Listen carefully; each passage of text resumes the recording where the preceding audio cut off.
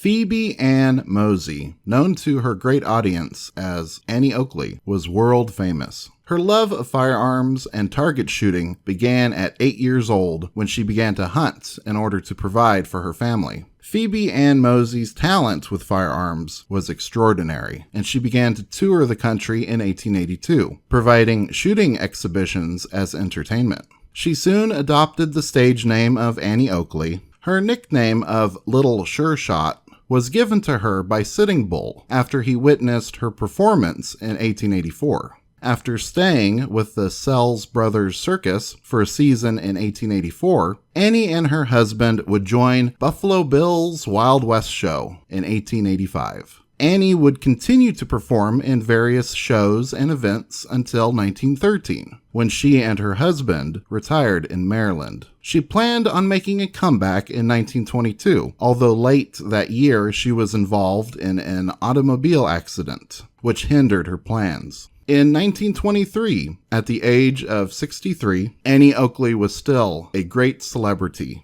After interviewing her, the Baltimore Sun ran an article describing her passions and outlook on life. From the Baltimore Sun, Baltimore, Maryland, October the 28th, 1923. Every woman should learn to shoot. Not at her husband, says Annie Oakley, the rifle expert, but at the high target of mental poise and physical perfection that comes with the sport. In these modern days, when women are going it alone, thinks Miss Sure Shot, Annie Oakley, every girl should know how to protect herself when confronted by a ruthless admirer, just as a man protects himself against the bandit and the highwayman. Making a bullseye. Out of the philosophy of her own experience, Miss Annie Oakley, the famous sharpshooter whom Sitting Bull, the Sioux chieftain, styled Miss Sure Shot, maps out a range for the modern girl. Learn to ride a horse, not merely to hold on, she says. Learn to shoot, aim high, and never give up. Service, love.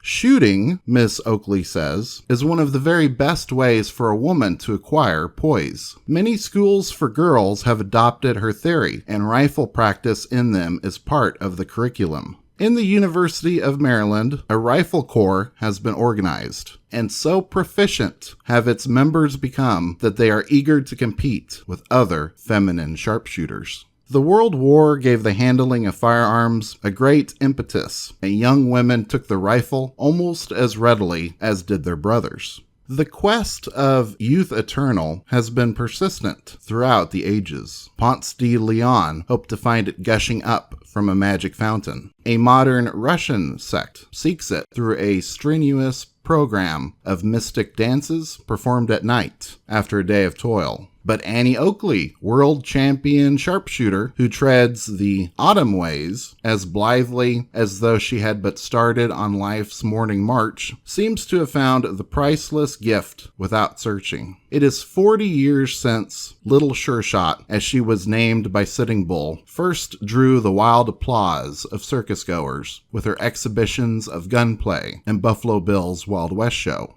A year ago, a motor wreck crippled her, the crushed hip then sustained being later supplemented by an injury to the tendons of her foot and leg. Yet she stands today, in spite of the iron brace on her left leg, as straight and slender and as agile as a girl of 16. Her undaunted soul shines in her eyes and belies the silver of her parted hair. The delicate pink of her scarf, knotted Rough Rider fashion over her dark brown knitted dress, brings out the shell pink in her cheeks.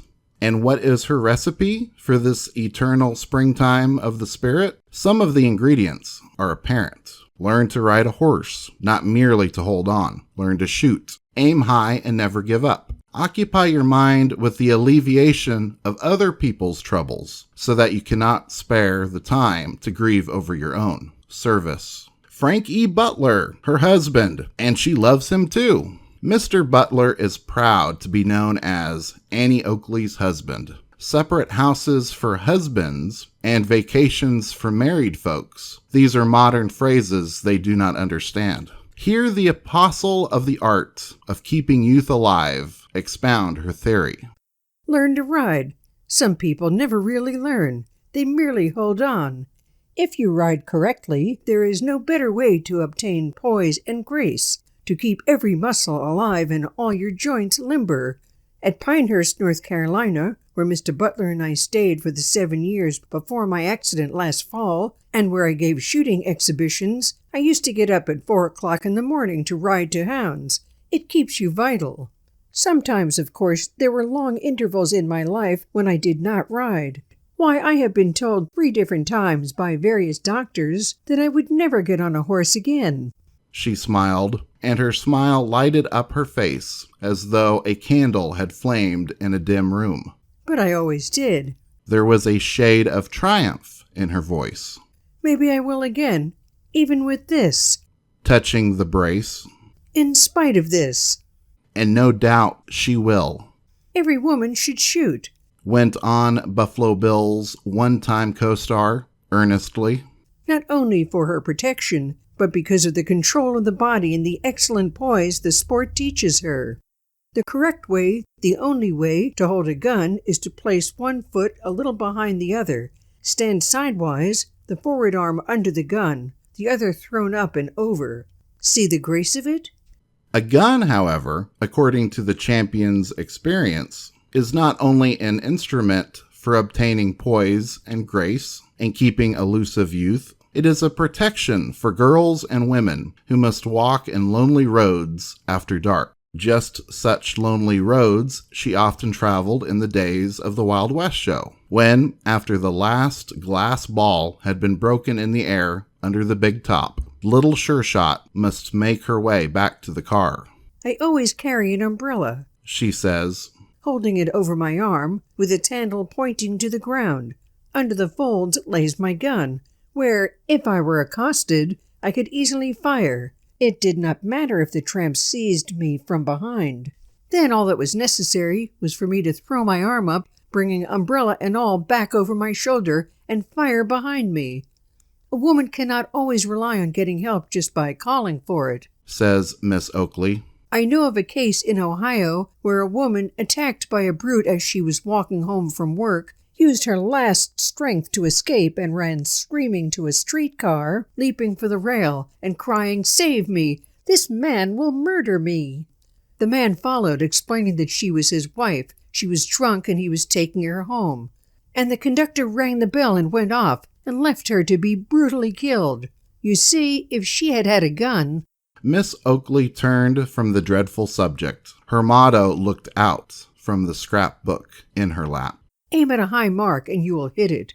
No, not the first time, nor the second time, maybe not even the third.